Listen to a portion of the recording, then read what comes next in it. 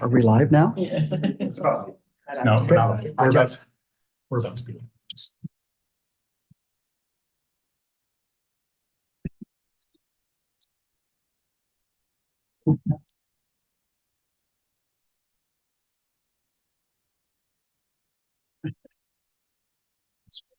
You know, when like nothing was working. We did a all step in service that year. When it was like we bought this platform, rented this platform called Rule the World or Run the World. And it was like a conference platform. It completely crashed on us during our all staff in service.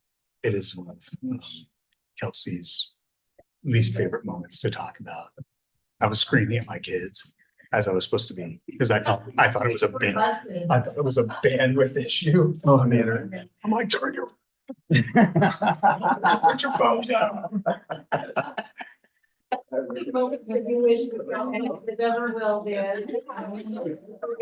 didn't swear, which is amazing. It was like 2 years ago, 3 years ago. Yeah, 3 years ago. Interesting. Maybe I did swear. I'm just pretending I didn't. You did that. But everybody knew that it went through your head.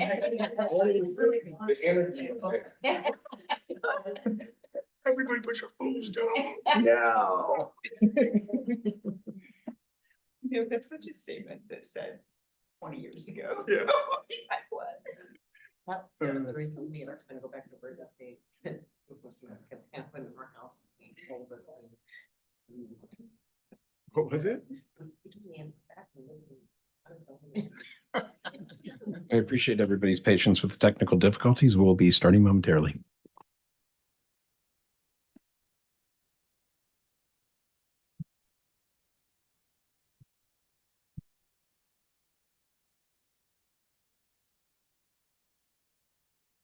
Okay, we're on. All right. With that, we'll welcome you to this evening's board meeting. And we apologize for any technical difficulties. We're starting a little bit late this evening. But with that, I'm going to ask for Yadira. I understand you're doing our Pledge of Allegiance this evening. Is she there? We're still having that level of technical difficulties. Okay.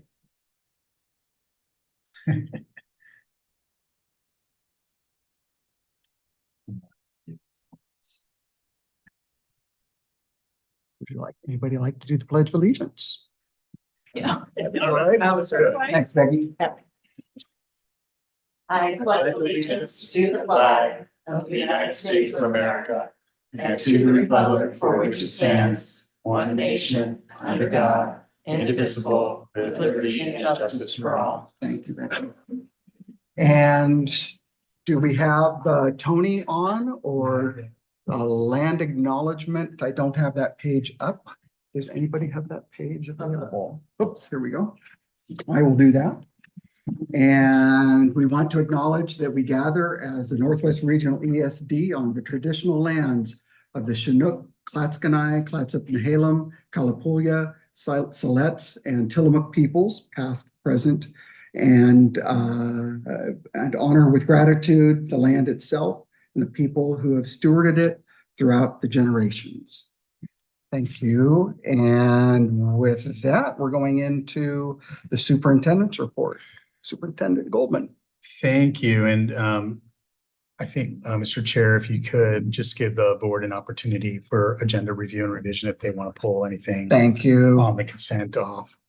Any changes to our agenda for this evening? Any board members out there? Nothing here. All right, we'll move forward. And with that. Okay.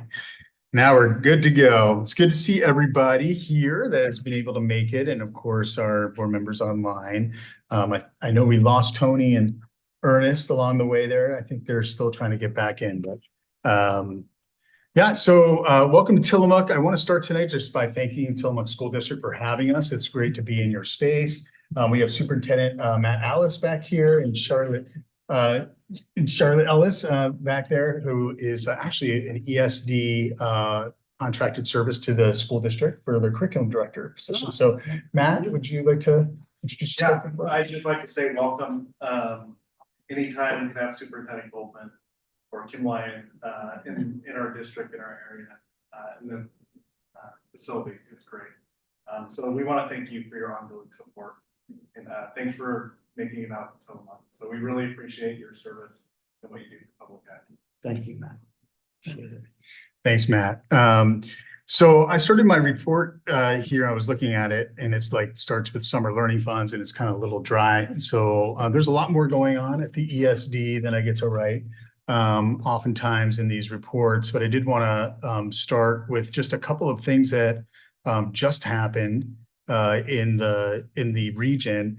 One of them is that our ORTI, or Oregon Response to Intervention team, just celebrated this, put on the largest really early literacy and multi-tiered systems of support conference in the state of Oregon. There was about 900 people at the conference. It was really just an excellent conference. I haven't felt that kind of energy in a conference center for a long time. We had it was almost like a homecoming in some ways, because when you're doing response to intervention practices at a high level in Oregon, you're kind of in a cohort of districts that have really committed to a certain way of doing things for kids. And so like there was a massive contingency from Tiger Tualatin, which is really fun for me, of course. My prior district, Hood River, was well represented there, but also school districts in our region, from Sherwood, Seaside, out in Astoria, etc. Folks from Beaverton, I got to sit with Josh Fritz for many sessions. So it was really good representation from our area, and it's just an excellent conference. Our outdoor school program is in the throes of kind of right at the midpoint of our outdoor school season for the spring. So there are just a ton of kids in districts, and really that's a program, as the board knows, that extends well beyond our region specifically. We dropped some bilingual field journals into the tote bags that the board members who are here get, so you can see a little bit of outdoor school action in your tote bags here, and these are available in about a dozen other languages. So our outdoor school is highly focused on making sure that that program is accessible to our language learners. We're starting to promote a whole bunch of year-end conferences and events that the ESD is engaged in. Later in my report, you see the cafe and the AI conference that I've talked to the board about recently. We also have a Native Youth Wellness Warrior Powwow that we're connected with NARA and other community partners to pull off. That's on June 1st. We hosted a blood drive recently that apparently, according to the Red Cross, was outstanding, quote unquote. 28 pints of units, excuse me, not pints, 28 units of blood that were collected. And we also have a lot of sign up for our attendance in our school safety and prevention trainings this spring as well. So there's just a ton going on at the ESD and our external facing programs and how we're connecting to districts. I did write here about the summer learning funds. Pretty interesting what's going on in the state around these funds. As I think the board is aware, the governor, this was a priority for the governor, a stated priority for legislators, and at the end of the day, they asked for $50 million into this fund. We only secured $30 million as a state for summer learning. And just as a reminder, 2 years ago, that was $150 million in the state. Last year was $100 million in the state, and now it's $30 million in the state. And these were, I mean, that's not to say these programs have always been available, right? So these are really post-COVID programs, but you can see that there's just lower and lower amounts of funding. And what that's done is it's stressed the amount of funds that are there are being stretched across the state in different ways. And it's very contentious because the way that those funds are going out the door are based on demographic factors. And there are a lot of districts, the majority of districts do not get funding. And so there's just a lot of consternation around who did and who did not get funded. Beaverton, Hillsborough, Forest Grove were all funded in our region. have quite large awards, and the Northwest Regional ESD was also funded. And our funding is quite small comparatively. So ours is $80,000 compared to Beaverton's $1.7 million or something like that. But, it's all relative.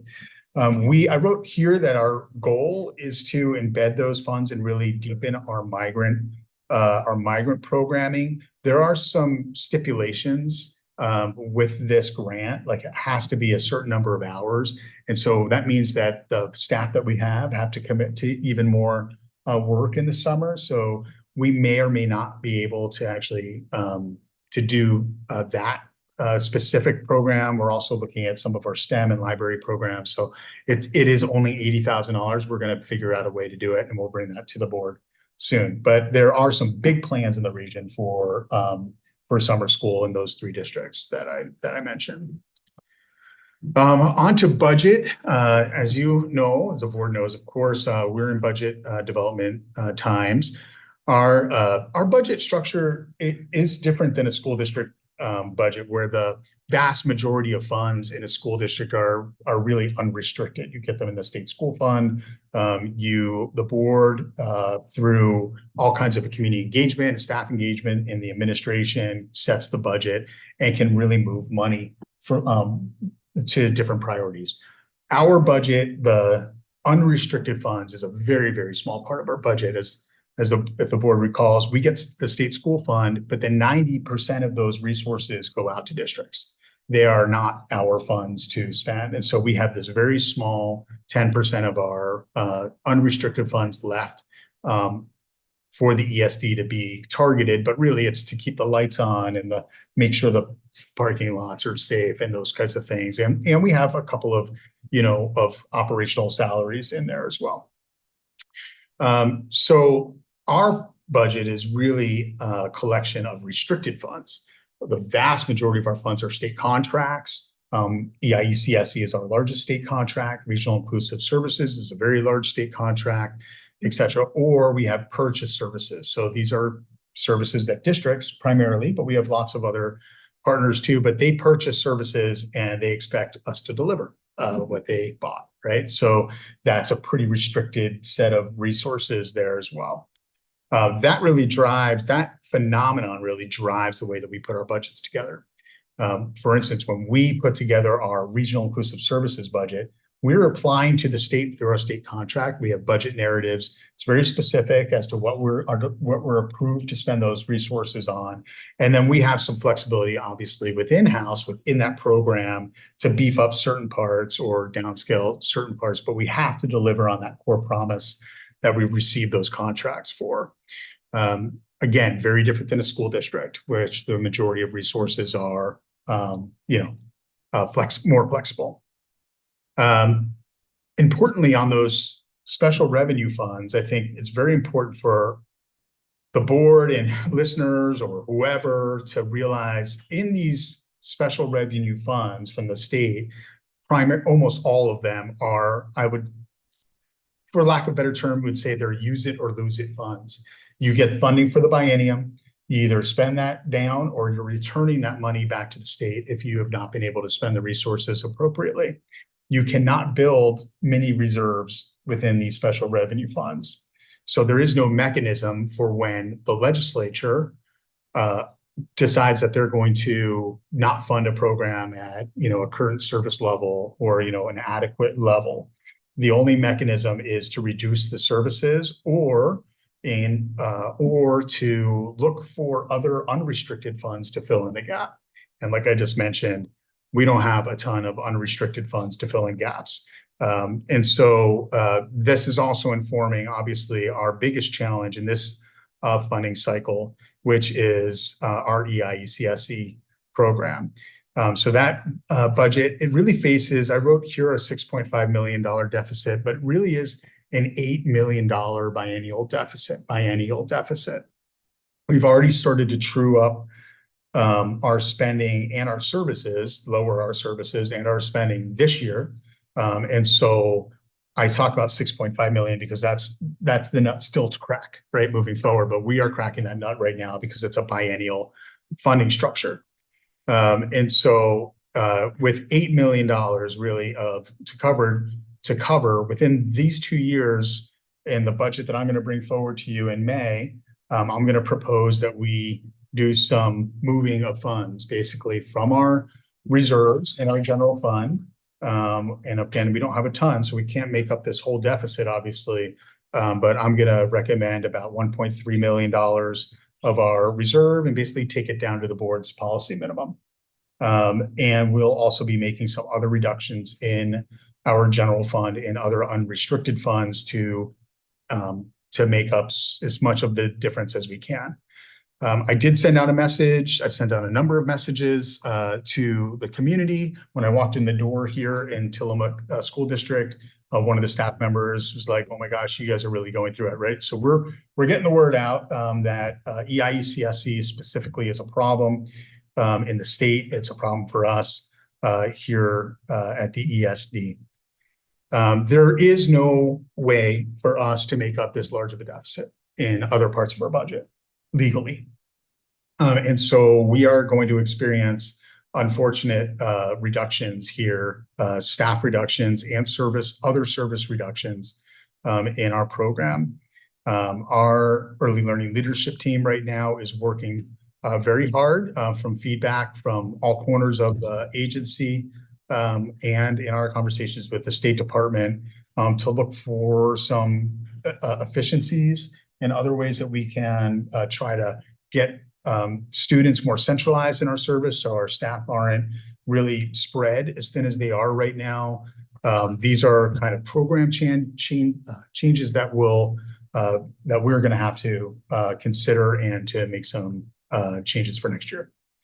So again, our primary goal here is to deliver on the strategic plan and the board's really direction for us, which is to increase access for kids with disabilities, primarily to early learning services and also other marginalized groups. That gets really hard to deliver on when you have the rug pulled out from under you. I'm proud of the work of our team. And by I mean our team, like I think the board has heard from early learning staff throughout the year, certainly, and beyond just this year, that people are stretched. They're already feeling that their caseloads are beyond their capacity.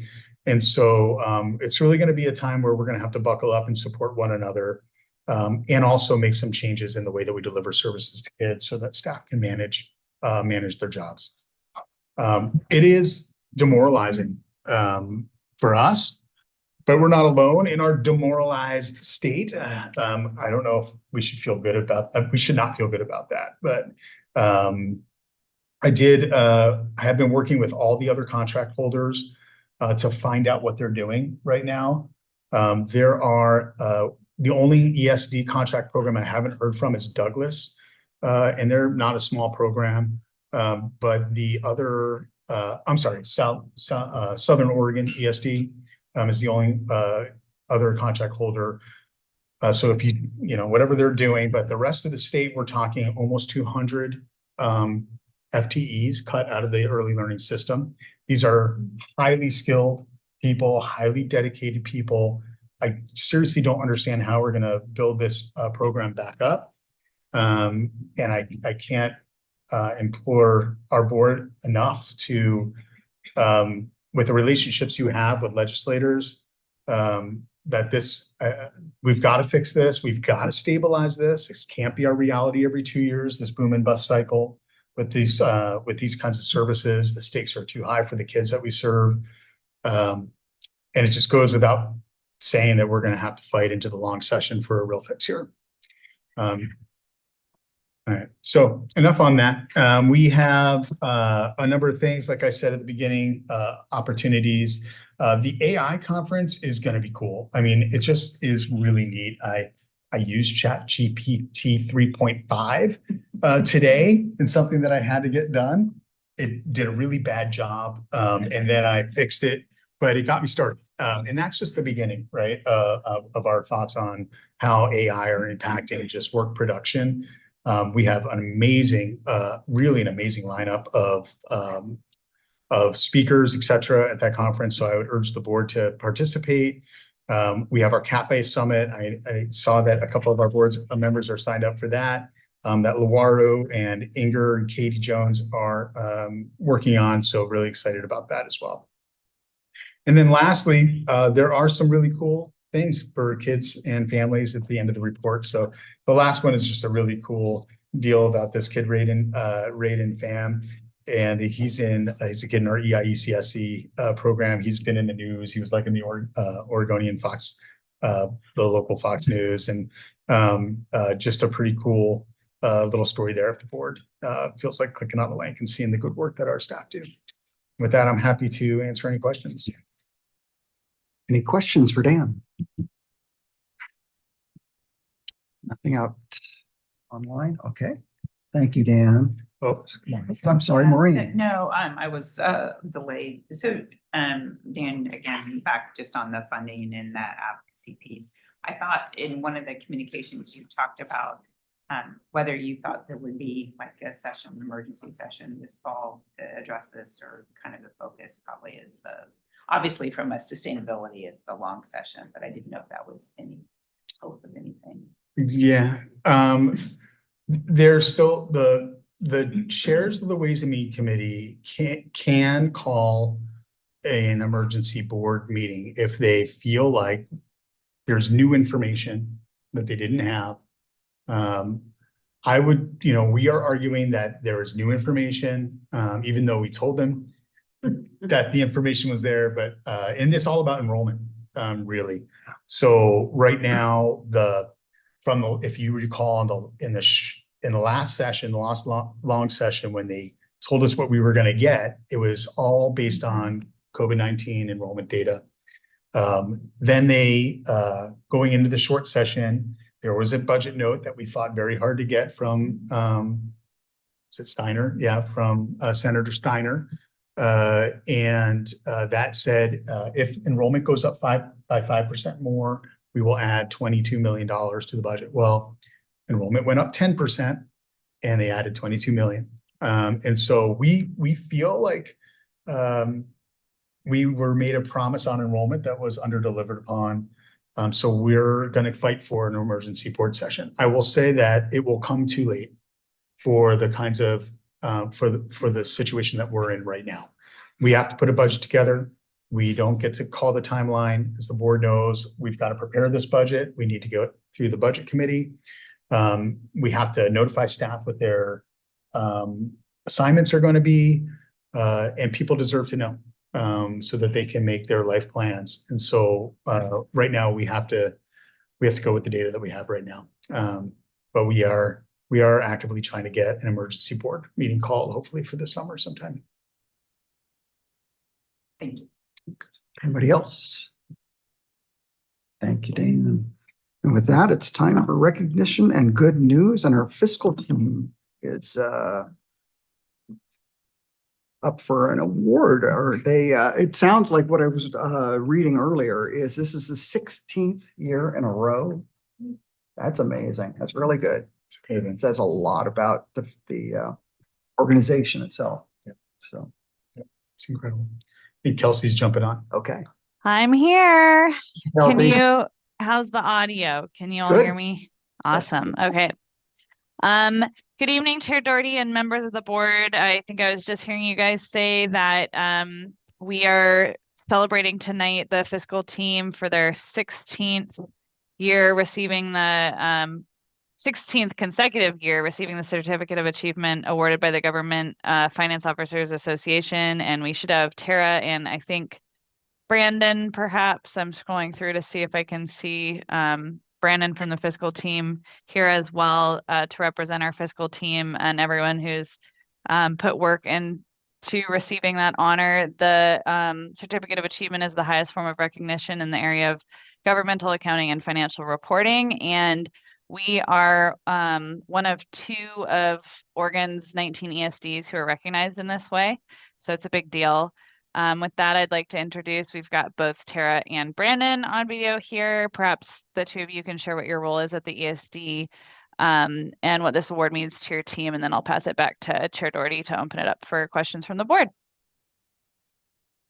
Hi, Kelsey. Hi, Kelsey. Hi, board. It's good to to you all. So I am the finance director at Northwest Regional ESD and new this year. And then I will let Brandon introduce himself. Hi, my name is Brandon. I'm a senior accountant with the ESD, and I started back in July. And we are glad to be here and super glad to have Brandon join our team this year. And some of the things that we appreciate about the GFOA award is that it makes it easier to obtain financing from our lenders. They're more likely to have confidence in our organization, and it also boosts the morale and pride amongst our staff.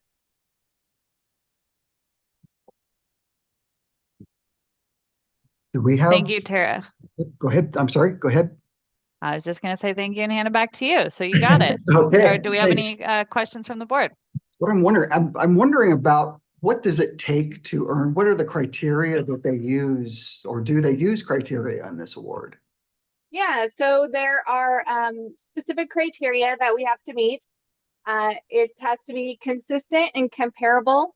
So it must adhere to the generally accepted accounting principles, ensuring consistency and comparability in financial reporting. It has to be reliable, so it must be reviewed by an independent auditor to provide assurance about reliability. Also relevant and timely. It must be submitted within 6 months of the end of the fiscal year.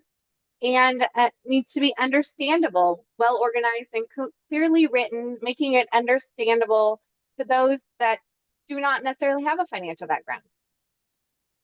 That's not easy to do sometimes. Right? I hate to ask this, but what Gatsby number are we up to now? Very good. Brandon, do you want to answer that question? We are currently expertise.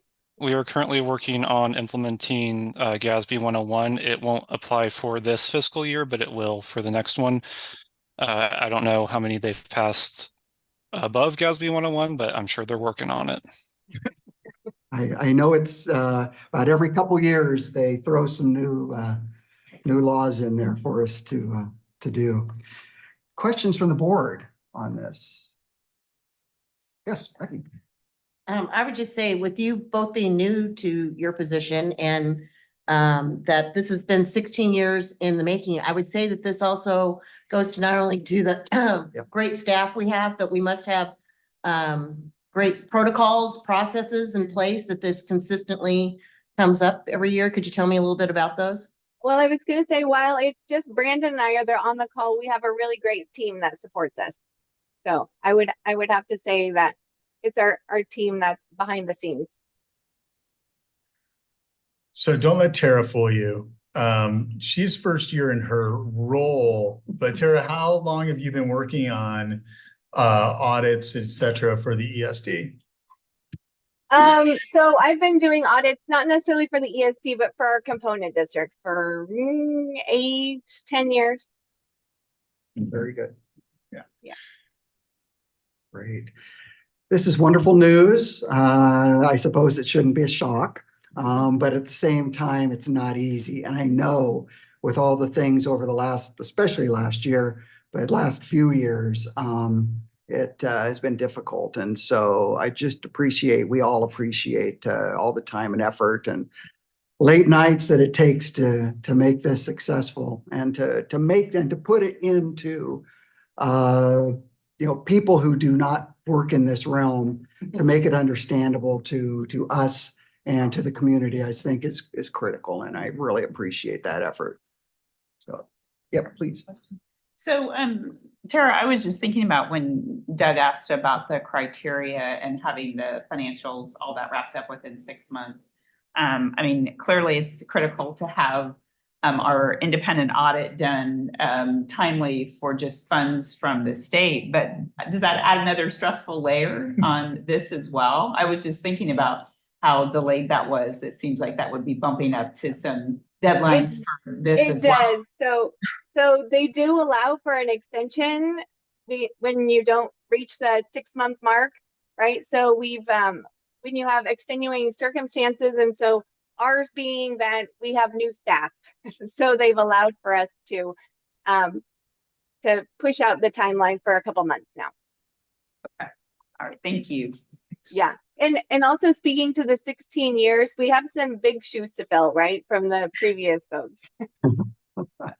Wonderful work. Thank you. Thank you. Yeah, All thank right. you. Any other questions? All right, with that, thank you so much. Really appreciate all your hard work and long-term success. So that's great. Thank you.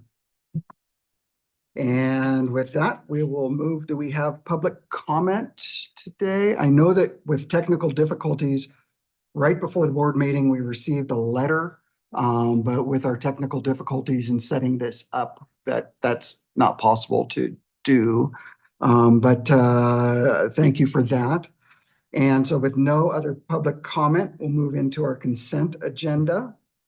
Anything with the consent agenda? Anybody has concerns with that? We'll accept a motion to approve. I'll move we accept the consent agenda as presented. Second? Second. Thank you. Any discussion, questions? If not, all in favor, say aye. Aye. Aye. Thank you. Opposed, nay? All right, that passes. And reports and discussions. We're moving on to the Hillsborough Early Learning Facility with Jordan. Welcome, Jordan. Thank you. Get us started while, oh, sorry. I'll get us started while Luke is getting logged in. So I'll be joined tonight by Luke Harkness from Winnahaw Group. We are going to keep this update. There's not a ton to update the board on. And so out of respect for everybody's time, we won't just fill the air for the sake of filling the air. Luke and I will be pretty brief and just update you on where we're at in the process, where the budget is at. And we do have a short report on our bid day that we just went through last week. Is Luke in?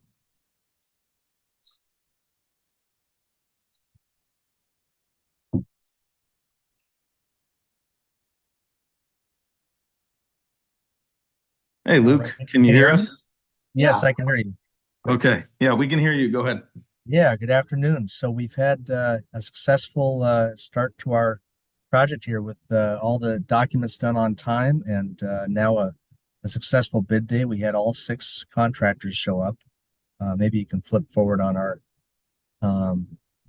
projection or our presentation here. But yeah, I was just looking back at our estimate that we received after our design documents were completed. And the latest estimate that we had received had us coming in at, I think, $8.7 million. And so we ended up beating that by quite a bit. Had a $7.925 million low bid from inline construction. And all of our bids came in really in a tight range. So that's a good sign that our documents are good and that the contractors were all thinking the same thing on our project. So now we're moving forward quickly and getting the contract together. I've been in communication with the contractor, the low contractor, in anticipation of board approval coming up here soon. So we're going to be asking for that. And then starting construction in May. And we anticipate to have our permits for building in early May and should be able to get started right away here. And then construction will continue through January 31st and moving in phases after that through the summertime. So next slide, please. Let's see if there's anything new that I haven't really covered here. I think that's basically the big news right now is that we've had a successful bid day and just working on all of the pre-construction things that need to happen in the next couple of weeks here to get in line, investigating the building further, preparing themselves, getting all of their documents in, working on safety planning, logistics planning, all of those kinds of things that they need to get done so they can start their submittals and start procuring materials for the project. And then Jordan, I think you had some other information you were going to share regarding grants and funding. Yeah. Thank you, Luke. So we did have a positive bid day. As Luke said, Came in about 900,000 lower than the estimate, but right on our budget, so within $70,000. To get to that budget, though, we did have to do some value engineering or vision eliminating, as Dan likes to say. And part of that was a playground. Part of that was carpet for the office area upstairs. So we'll still be doing the flooring downstairs. That's part of the base bid. But new carpet upstairs is the carpet that's there is fine for now, but probably has 5 to 10 years left. And so it would be best to do it now if we could. And so in pursuit of kind of having a more ideal scope of work, we are going to pursue other revenue for this. We've already submitted one application for a seismic rehabilitation grant because there is about $1.2 million of structural work that's going to be part of this project. It looks like the success probability is going to be low. Unfortunately, the way that the legislation around that grant was written, one of the kind of critical criteria is how many students are currently served in the space. I've tried to make the case that students will be served, but that's not, I've not gotten a lot of traction with that argument. And so I think the success probability on that one is low. The other one is the Early Learning Infrastructure Grant, which is a new grant that was passed in this last long session. Rule making is being done at the state level right now, so that grant hasn't been rolled out. The maximum award is $2 million, and we'll probably apply for that full amount. I don't know that we will get that full amount. And because the grant rules haven't been written yet, we don't know exactly what our success probability looks like, but we believe it to be high. The people who are responsible for administering that grant have said our program is exactly the type of program that the grant was created for. So we do have a higher level of optimism on that grant. The only other update is we will be asking the board to come together for a special session next week to approve this contract. The reason the contract is not before you tonight is because there is a mandatory protest period to allow the bidders who didn't win an opportunity to contest whether or not we conducted the procurement properly. I don't expect anything. I haven't heard anything from any of the other bidders, but we didn't want to bring the contract to you tonight and then have to convene a special meeting to review the protests if any came up. So that should be a short meeting with one agenda item just to look at the contract, but the apparent low bidder and who we've issued an intent to award to is Inline Construction. All right, questions? Yes, Dan. Sure, I don't want to put you on the spot if you don't know this information or on the early learning infrastructure grant state. I'm just trying to recall the total state number. Was it 60 million that's in? I think it was in the 60s. If Okay. it wasn't exactly 60, it was somewhere in there. It was around that. So it's quite a big fund. I mean, there's a lot of need across the state, but we have a pretty shovel-ready project here. Yeah. Okay. Thanks to the Children's Institute, their lobbying. Yeah. Yes. Other questions? Great. Thank you, Jordan. Thank you, Luke. Thank you. Really appreciate it. And Thank with that, we're going to the Northwest Regional Educator Network with Jerome and Julie. So, good evening, Board of Directors, Superintendent Ellis, and members of the two school districts, Superintendent Goldman, and of course, our Northwest Regional ESD. I'm Jerome Townsend, Director of Instruction. You might, all right.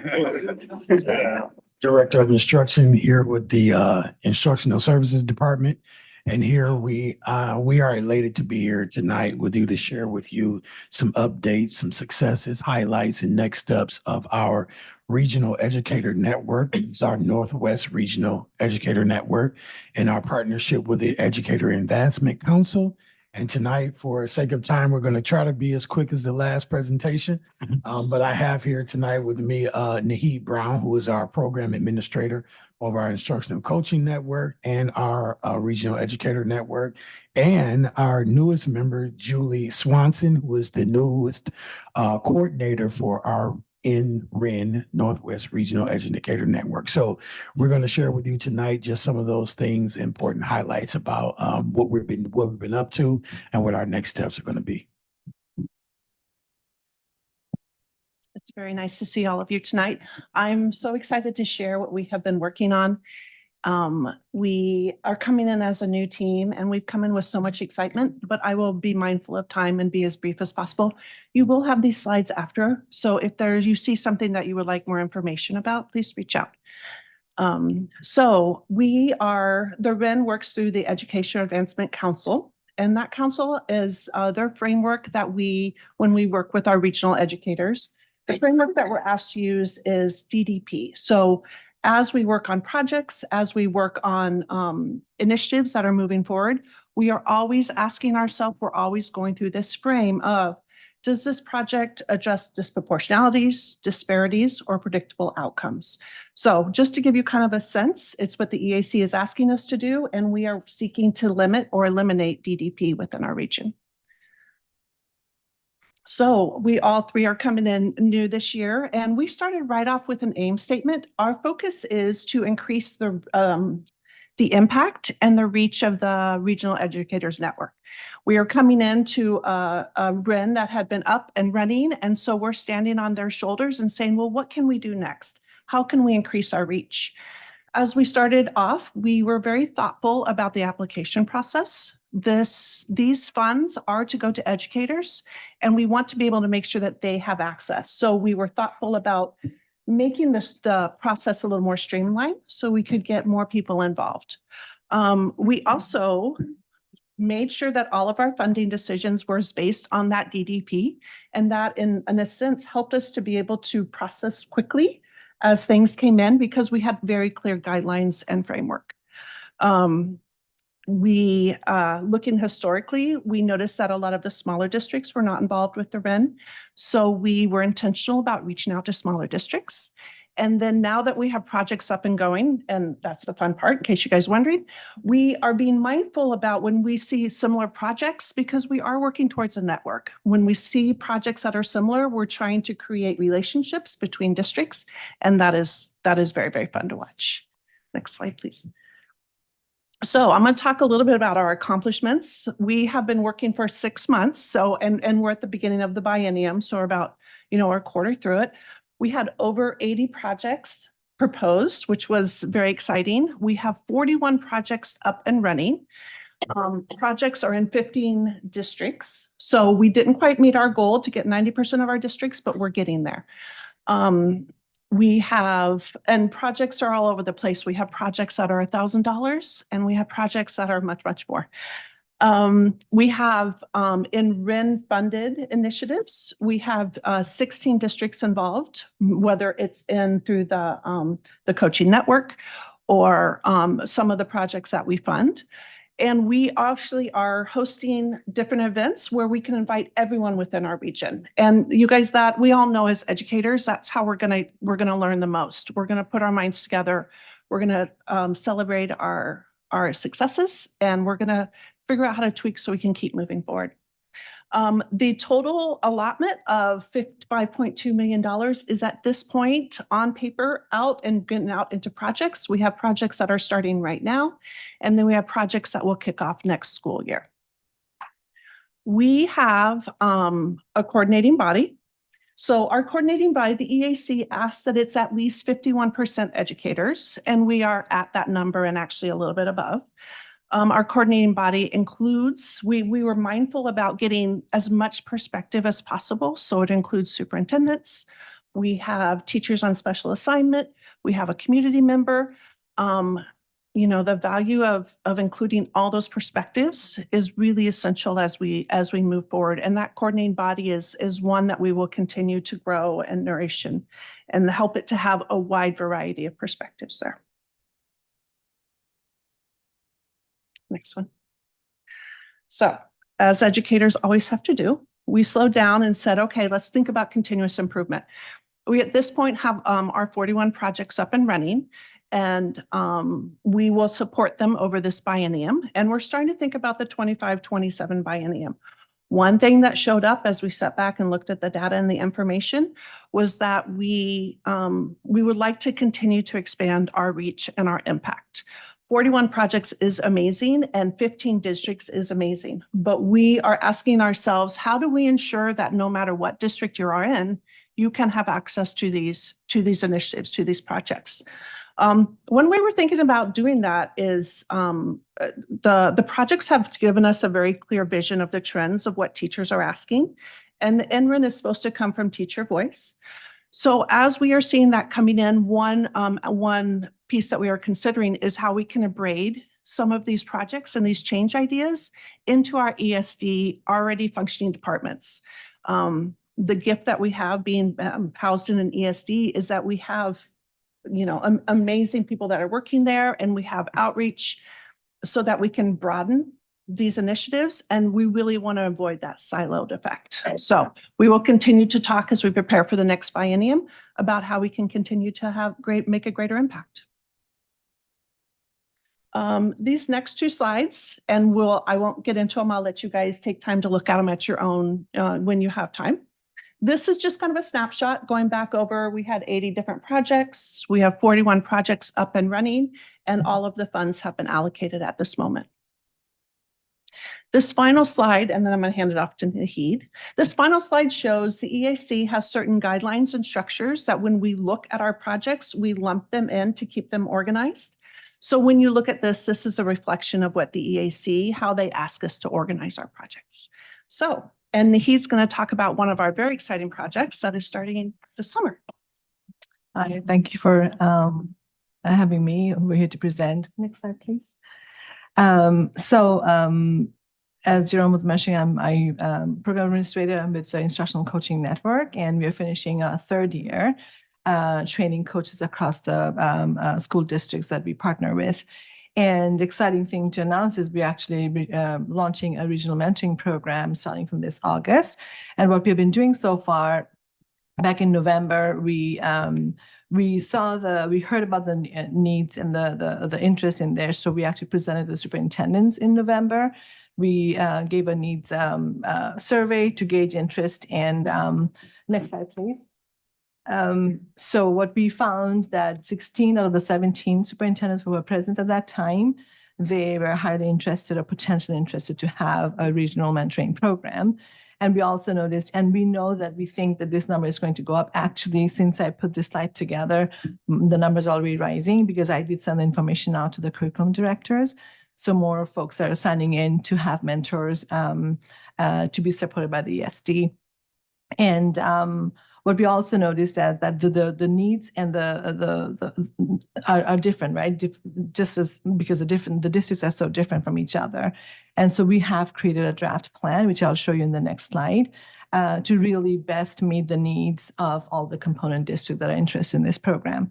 And 15 of the districts expressed that they would prefer, also interested to have a Northwest ESD provided mentor specialist. And in my ICN, the Instructional Coaching Network, I have a team of coaches who would be able to provide that, the mentoring specialist.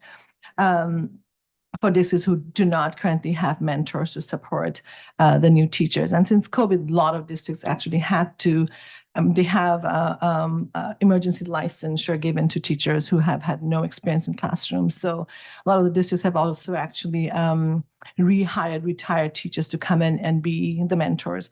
Some of them are also classroom teachers, and they're doing this outside of their work scope to just to be able to mentor the new teachers. So there are a lot of different sizes and shapes that are happening in the different districts. And there was also another one, we also saw that the training for mentors, like I was saying, that varies from districts. Some districts also said that they actually have a mentoring program, but the training was not really streamlined. It's kind of like they're loose pieces. And so we have been partnering with the New Teacher Center since the last 2 years. And they have a new teacher mentoring induction program, just very streamlined, very nationally recognized. And we will be partnering with them to start next year. And because of the varied needs, we actually have plans around having the 3 strands to provide what the districts need. And another thing we also found that, like I was saying, the lack of resources and time. And what we want to do from our side, provide them one-on-one coaching to ensure the resources will be from NTC, but from our side to provide the coaching. And we'll also with the NWRESD money, because I actually was one of the grantees who wrote for the district for the application. And with the NWRESD funding, then I'll be able to provide the stipend and the scholarship stipend for the mentors, as well as for sub and mileage and all those for the people to come in for the training. Next slide, please. So as I was talking about the 3 strands, how we're going to provide. I hope you have the packet and the access to the slides, right? So the overall mentoring foundations will be, for districts without mentors or a program, and then they'll be getting all the different the comprehensive training that we'll be providing.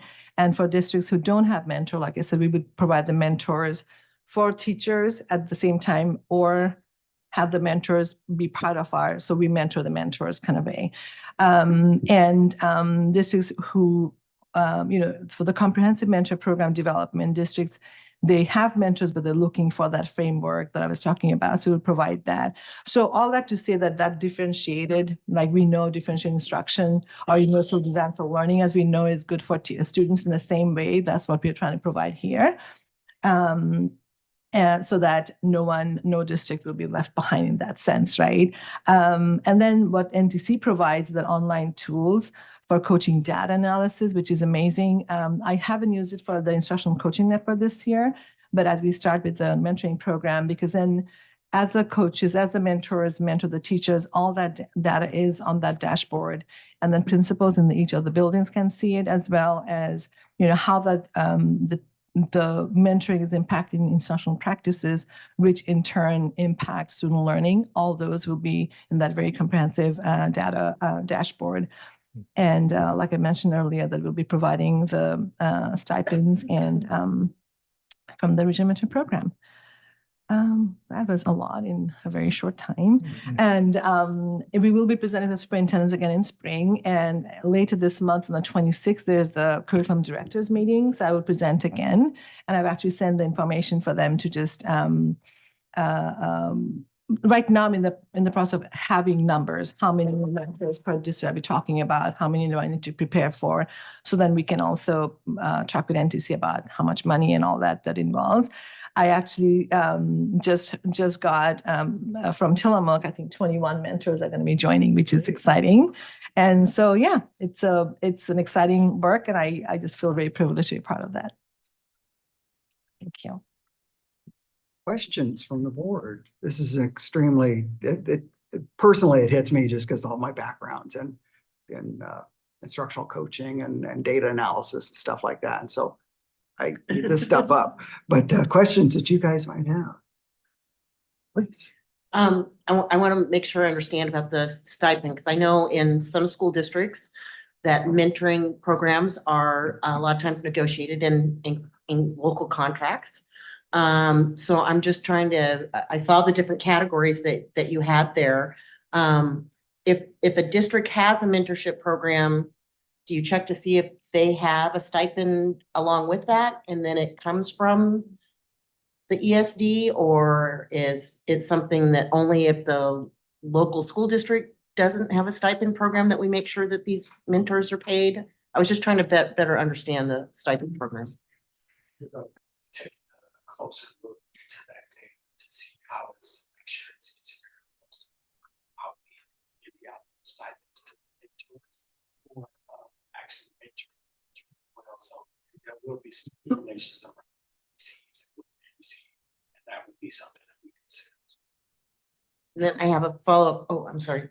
If I could just add one thing to that, you're kind of getting at, if you just take that question and you just magnify it over all of the REN programs, you're kind of getting at one of the more tricky things about the REN, which is you have this coordinating body that sits outside of school districts. It has school district participation, but oftentimes is not aligned to school district process, right? And so these are systems that bump into each other a lot.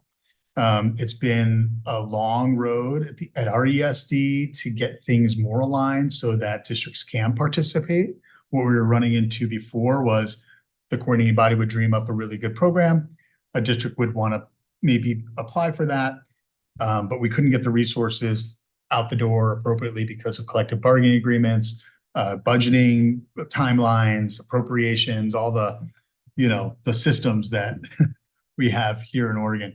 And so the only solution to that is individualized, right? And so being cognizant that we have to work with districts to get these monies out the door. And so the team has done a lot more work on that, and we're having a lot more success as you can see the money's rolling out the door. But those are district by district problem solving. I knew it was a difficult, because it's even difficult within school districts, let alone when you have an outside. So I knew it was that's how come I was very amazed that you had these different. And then a follow-up question I had with you talked about 81 different projects and 40 are up and going right now. So I was wondering, is it the EAC that decides what project happens when? How do you determine what projects you take on? So the 80 projects that have come in, all were not able to be funded. And I think we highlighted that to show this overall regional need. Of course, we only had 5.2, but we had almost 10 million in asks. So there's a process that we go through, and it's a really equitable process on how we determine which projects. Again, it's how many educators we're going to be impacting. The EAC policy goals that have to be followed as well. And we go through this lens to say, what is this work doing? Who are you impacting? What is the equitable lens used to do this? And that's how we approve the projects. If we had the money, we would approve a lot more, but that's why I'm moving into the next biennium. And I'm just going to share this, just a little sneak peek that we're really going to concentrate on housing the services within the ESD so our regional reach can be more impactful instead of silo districts or schools or teacher teams giving in a project. We're going to take that data that we received this year and create internally these supports that can go out to all of our districts. So all districts will have some sort of reach or touch within these supports through EAC funding. See, and even the basic stuff like, do you pay teachers back is it based off their hourly rate on their contract, or do you have flat fees? And just every district's different, every contract's different.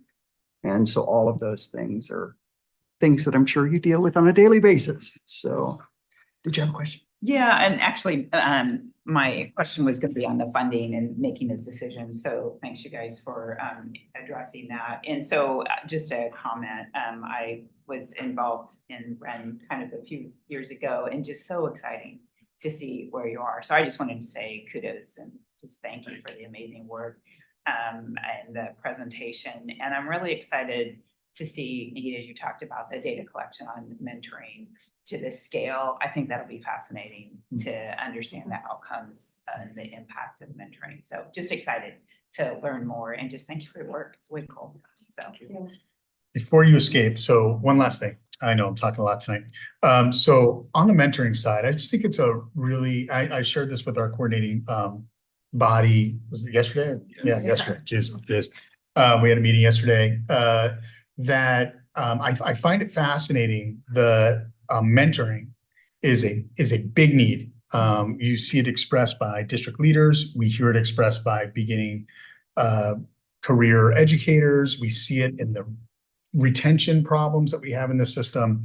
And just a little walk down history lane, the EAC part of the vast majority of the EAC's funding came from cutting district mentoring programs many years ago. So when this is OEIB stuff and Governor Kitzhaber's initiatives, the Oregon Mentoring Project was collapsed, and it was part of the funding stream that was used to create the EAC. And I think it's just interesting, right? Like we do a great job of repackaging stuff and having initiative X, Y, and Z. But the core principle that beginning educators need support from a veteran or experienced or really good teachers and is like ubiquitous. Like you just can't, this is such a hard profession. You cannot expect people to come right out of a 14-month training program at Lewis and Clark College, and that's not anything about Lewis My wife was a Lewis clerk, so all good.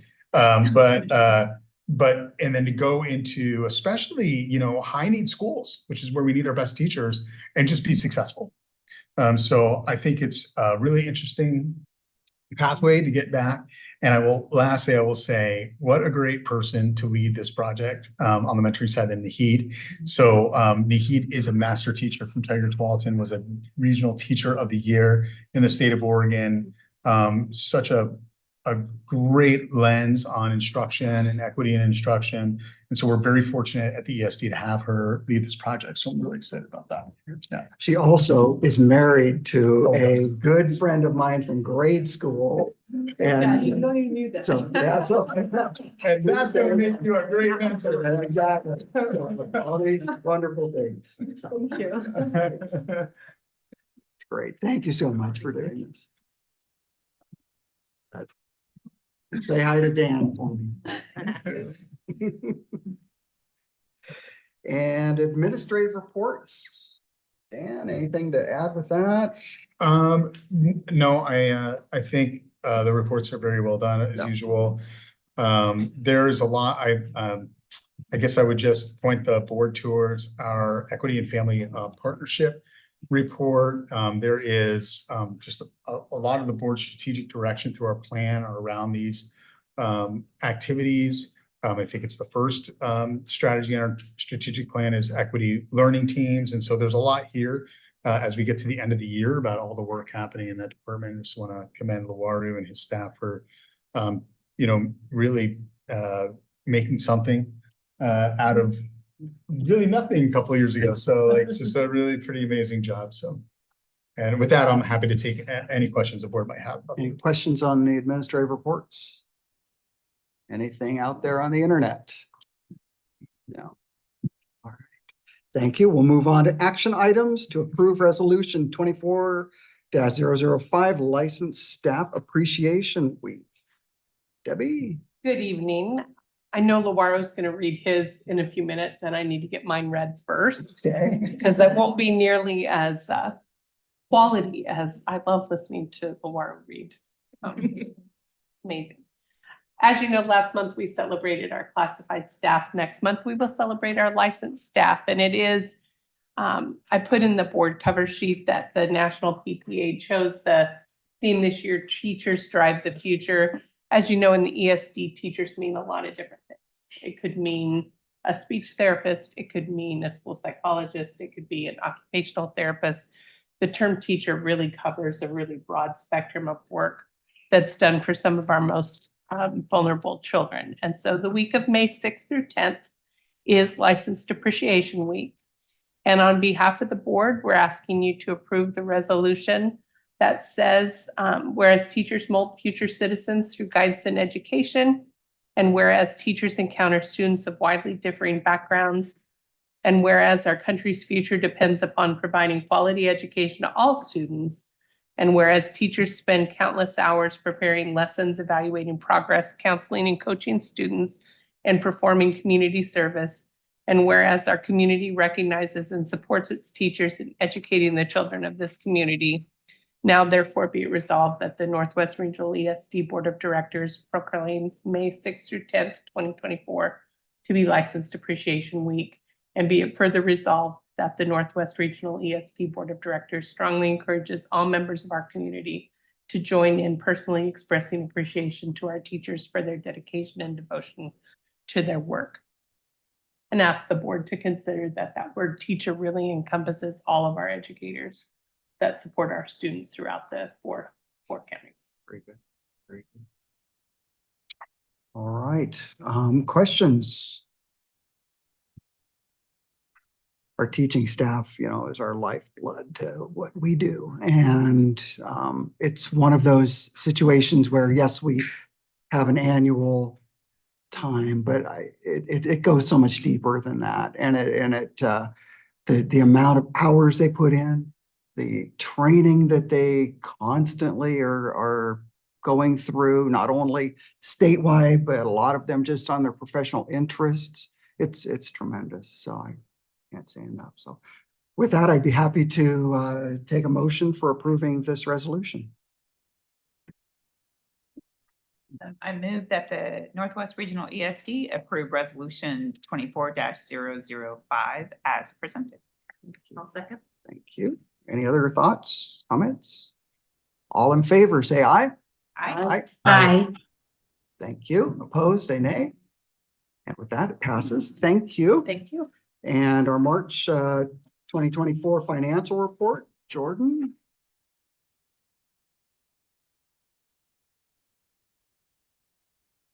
Thank you, Chair.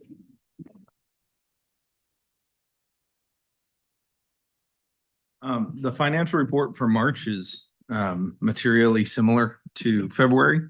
I keep hoping I'm going to be able to come to you with some great news of a windfall or legislative action that made all of our lives better, but that has not been the case. So projections are pretty stable at this point. There's still, if you can believe it, some information that we don't have that would give me a higher degree of confidence. It's been one of the sharpest learning curves of coming to work in this agency and with the funding streams that we have. And so I think I'll be able to do a little better next year, but it's just in flux. So I think that the projections that you're seeing are stable. I think that they are somewhat reliable, just with a little asterisk that I'm still learning and subject to change. Questions on the financial report? I'd entertain a motion to accept. I'm not going to accept the financial report as presented. Thank you. Second. I'll second, but I am going to make a Thank you, comment. please. Jordan, first of all, always appreciate your analysis, the detail that you walk through on all the funds, because it's a lot. I continue to keep learning, and I think you're doing a fantastic job, and I appreciate it. And I also just wanted to go back to just being aggressive, being thoughtful as you look at the Early Learning Center. How can I get more funds? What are the grants I can go after? And just always having that mindset. How do I get after the dollars? And I just appreciate that a lot. Thank you. So with that, I second. Thank you. Thank you. Any other thoughts or questions? If not, all in favor, say aye. Aye. Thank you. Opposed, nay. Motion passes. Thank you very much, Jordan. And you can stay up here for approval of the audit report. So I will be joined, we will be joined by Brad from Polly Rogers tonight, and he'll walk us through the audit report. Great.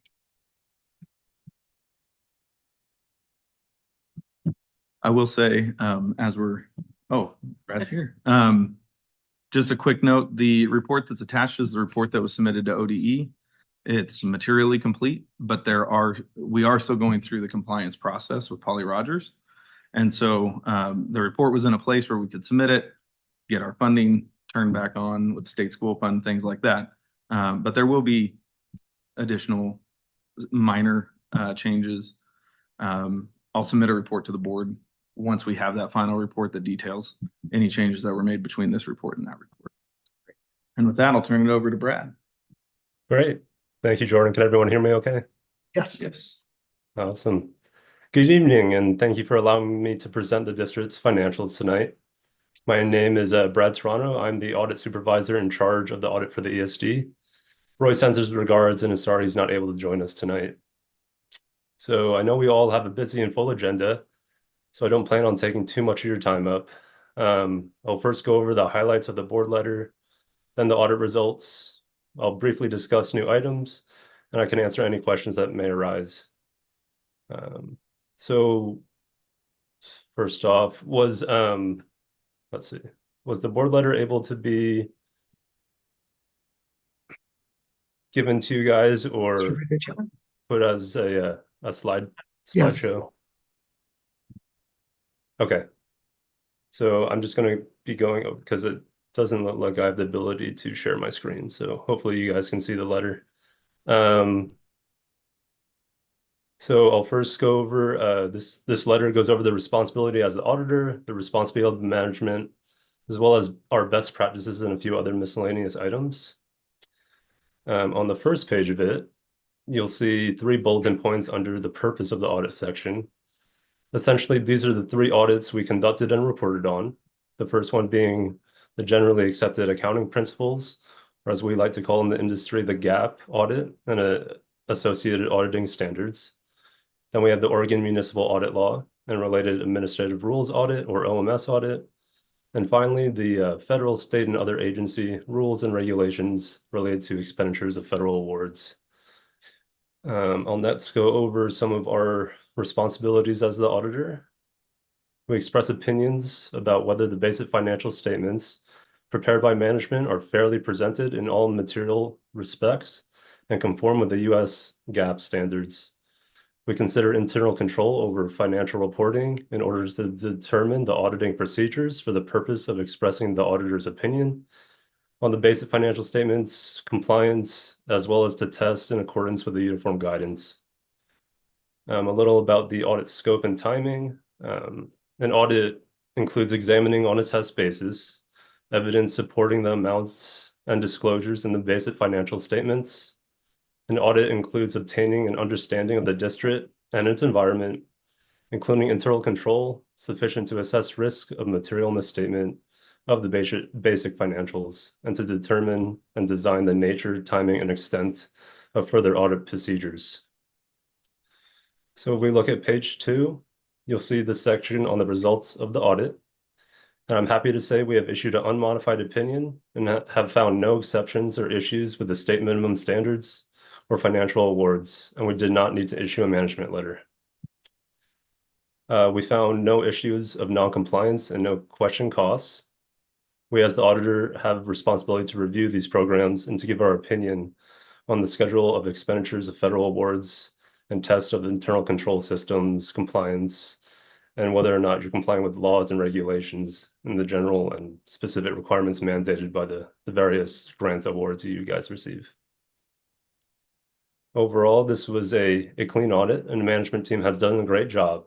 We asked for a lot of information and documentation to conduct our audit, and everyone was very helpful and a joy to work with. Your district does produce its own financial report, and a lot of technical expertise goes into creating these financials. It's a huge task, and we commend Tara, Brandon, and Jordan, and everyone else at the ESD for their efforts in putting together not only a financial report, but an ACFR report. Overall, I just want to point out and applaud management staff as there are no material weaknesses or significant deficiencies. We have issued a clean opinion, which is exactly what you want to see in an audit. Again, everything overall looks very clean and well done, and was a joy to work with everyone. As far as your report is concerned, it is in the final stages of compliance review. I talked with them today, and it does sound like we're about a week to 2 weeks out. Once they complete the review, it'll go back to your team to make the edits to the report. And then once those are cleaned up, it will go to Roy, the managing partner, and he will do his final review. And then we're set for issuance. So about 2 weeks out, probably. Does anyone have any questions or concerns? Any questions? I know the one piece, working with Polly Rogers for a number of years, it's one of those situations where they bring in people and they basically live at your office for at least a couple weeks. And so, and all of the staff are basically at their beck and call during that time because they're asking for this document and that document, and this document leads to this and all of that type of stuff. And the relationship is critical on this. And I know that our staff is wonderful, but it's nice to have an external auditing group say that as well. And I just really appreciate the time and effort that our staff and Polly Rogers puts into this, because how many districts, ESDs and school districts, does Polly Rogers represent this year? Do you know? This year, I believe it's about 80 school districts and ESDs. It's quite a large number. Yep, it's almost half. And so it's pretty amazing, that amount of work that goes into that company. Other questions or comments? Yes, please, Ernest. Hi. So Brad, Thank you for your presentation here today. As somebody sitting on the other side of the table who used to go through audits with Hans, everybody okay. about 20 years ago. Mhm. Yeah, I know what it's like. So I would just like to say to our team, this is a very glowing praise, and I think that everything that I'm hearing and everything that I'm reading here, and everything that I've seen over the years, I am very impressed.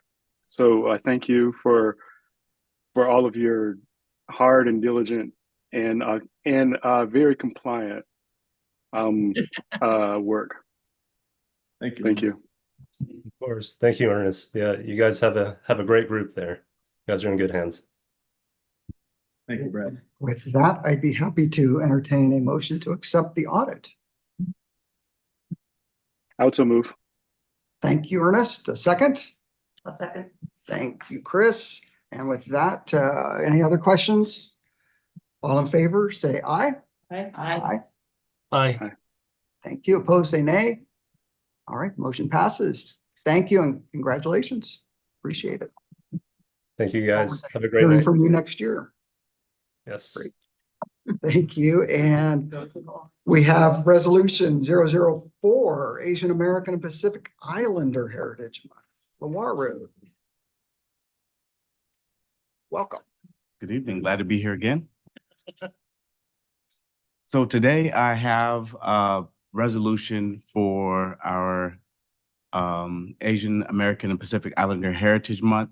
I'll share that with you. We had an opportunity to get information from a couple of community-based organizations, including ORCO with the Pacific Islander and Asian Family Center, APANO, which is the Asian Pacific American Network of Oregon, and also information from API Forward, which is an organization dedicated to the professional leadership development of Oregonians. And so I will share this with you as written. Whereas May is recognized as the Asian American and Pacific Islander Heritage Month, celebrating the diverse cultures, traditions, and contributions by generations of Asian Americans and Pacific Islanders to the United States. And whereas this recognition traces back to the establishment of Asian Pacific Heritage Week in 1978, later expanded to a month-long observation in 1990, and officially designated as Asian American and Pacific Islander Heritage Month in May of 1992, honoring the significant historical milestones such as the arrival of the first Japanese immigrant on May 7th of 1843, and the completion of the Transcontinental Railroad on May 10th of 1869, built with the labor of Chinese immigrants. And whereas the history of Asian Americans and Pacific Islanders in the United States is marked by perseverance and resilience in the face of adversity, including experiences of racism, discrimination, internment camps, impacts of weapons testing, and the recent COVID-19 pandemic that brought on a wave of anti-Asian hate, particularly against those who so-called look Chinese, because of the misattributed blame for the spread of the pandemic. And whereas to combat this discrimination, the Asian Gold Ribbon campaign was established with the purpose to drive social change and to raise awareness of anti-Asian hate and racism on a large scale. The campaign also offers mental health support programs and advocates for social justice through educational activities. And whereas, despite these challenges, Asian Americans and Pacific Islanders have made invaluable contributions to all facets of American society, including education, healthcare, science, technology, economy, arts, culture, and the defense of our nation, enriching the fabric of our communities for generations. And whereas the more than 20 million strong members of the communities of Americans with Asian and Pacific Islander descent are incredibly diverse, representing over 48 ethnicities, speaking more than 300 languages, and encompassing various socioeconomic backgrounds, immigration histories, cultures, and religions, with a significant presence in our schools and communities. These communities make up 10.7% of our students, 3.6% of our faculty and staff and 16.8% of class of Columbia, Tillamook, and Washington County residents. In 1788, the first Native Hawaiian arrived on the continental United States in Oregon. And whereas our commitment as a school district board is to actively identify and implement policies that support Asian American and Pacific Islander students, staff, and families, encouraging equity and inclusion in all aspects of education and programs, and advocating for meaningful reforms to address systemic inequities. Now therefore be it resolved that the members of the Northwest Regional Education Service District Board of Directors proudly recognizes May 2024 as Asian American and Pacific Islander Heritage Month and reaffirms our dedication to fostering an inclusive and equitable environment where the contributions and experiences of Asian Americans and Pacific Islanders are celebrated, valued, and uplifted. Furthermore, Northwest Regional ESD urges every individual to actively listen to the voices of Asian American and Pacific Islander communities, to educate ourselves about the rich and diverse experiences, histories, cultures within this group, to confront and dismantle biases, racism, and anti-Asian hate, and to take decisive action within ourselves, our educational institutions, and our communities to eradicate the injustices and inequities that continue to impact Americans of Pacific Islander or Asian descent today. We urge every individual to participate actively in commemorating and joining communities that celebrate the accomplishments and invaluable contributions of Asian and Pacific Islander Americans through appropriate activities, programs, ceremonies, educational initiatives for students, community festivals, and engagements focused on learning, growth, and advocacy. Thank you. Thank you, thank you. It's a lot. Questions, comments? We love to be able to, Impressive as always. yeah, it's, and really hearing you read that, there is, you have a very nice reading voice. I like that. I like that. I'm channeling my inner Stuart Long. There you go. There you go. With that, I would be happy to entertain a motion for approval. I move that the Northwest Regional ESD approve resolution 24-004 as presented. Thank you. Second. Second. Thank you, Ernest. Comments, questions? If not, all in favor, say aye. Aye. Opposed, nay? All right, this passes. Thank you. Thank you. And as usual, I've included resources gathered from our community, resources related to supporting potential organizations that are out there, online classroom supports, and then activities for further learning on your own. So everyone, please check those out. That's what I always. That's what, yeah, I'm I just sorry. wanted to say, no, that I hit myself with my notes. I just always appreciate how you write to celebrate, but also educate. Yeah. So I just really just wanted to thank you. I appreciate it. Your style. And recognize as usual, this was written by a collective group of individuals, particularly a lot of folks within my team. So Very cool. I will pass that on. Please. Thank you. Thank you. And we have approval of a new budget committee member, Jordan. We are on the home stretch of the action items. We are. So we have received one application for our vacant budget committee slot position. And I wanted to thank Valerie for helping us find a budget committee member and thank Shannon for her willingness to serve. And staff recommendation is to approve Shannon Emerson as position 5 budget committee member. Position 5. Very good. And so I take it that Shannon is the only outstanding, everybody else is seated for our budget committee. Very good. Yeah. With that, I'd be happy to entertain a motion to approve Shannon Emerson for position 5. Thank you. Second. Thank you. And any questions, comments? All in favor, say aye. Aye. Opposed? Nay? All right, Shannon is on. Thank you so much, Thank you. Jordan. And we are now down to board member comments. Anything anybody would like to share about your activities in the last month or so, or something that's maybe coming up? Yes, please, Becky. A couple of weeks ago, I had the opportunity to participate in a summit at Portland State that was on early education inclusion with our special ed students around the state.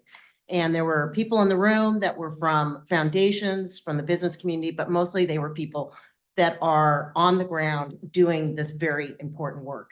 And as you can imagine, just like we hear here, the amount of concern, stress, the importance of our most vulnerable students, that we are not being able to serve all of them, and how important that is as they go out into our different school districts to allow them to be supported. It's really taken a toll on the staff and on the people that are doing the work.